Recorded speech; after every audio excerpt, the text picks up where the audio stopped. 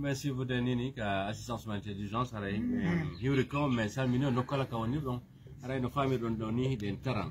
mais hiwre sengo sannu aray ko sannu men hiwre nini sengo kageta don hamdallah rewdo sengo tarambali pour aller à la baie men foti o musido meden do aray ko ko nodde tamo tarando koto wuri kono situation ma kon c'est vraiment déplorable, c'est très touchant ba ci pani plan fi makko parce que be holli wonde a wondo ni wala nene wala baba aray ko barkalla e modda fondo en sengo ka hodo tarando nduku kala ko yaari ko don woni ko be okkortamo nyamete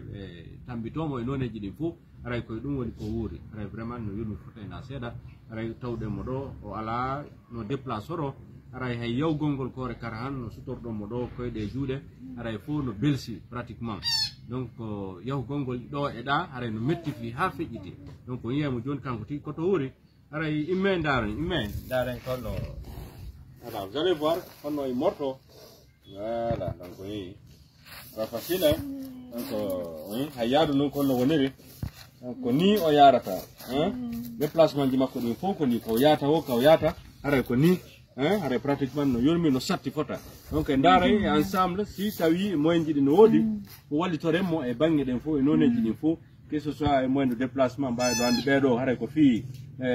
pousse-poussum fauteuil roulant abe déplace o stay dum non bete hebi ken gasa hebo pousa be mo ittamo do na baka travo jodo wonde jama on artinamo kadi ka suudu ka walta donc vous avez vu comment il est o wata wonde déplacement makko no satti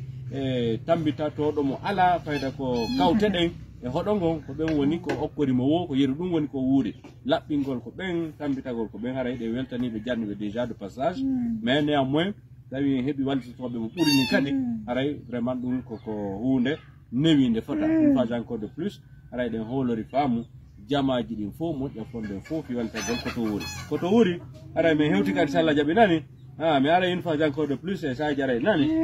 way du nani merci beaucoup aray ko ni hala kan ala aray en yaltani ke jarni mo ya fonde fo fi wallita gol odo aray den holori be fota merci beaucoup ko to wuri o nani merci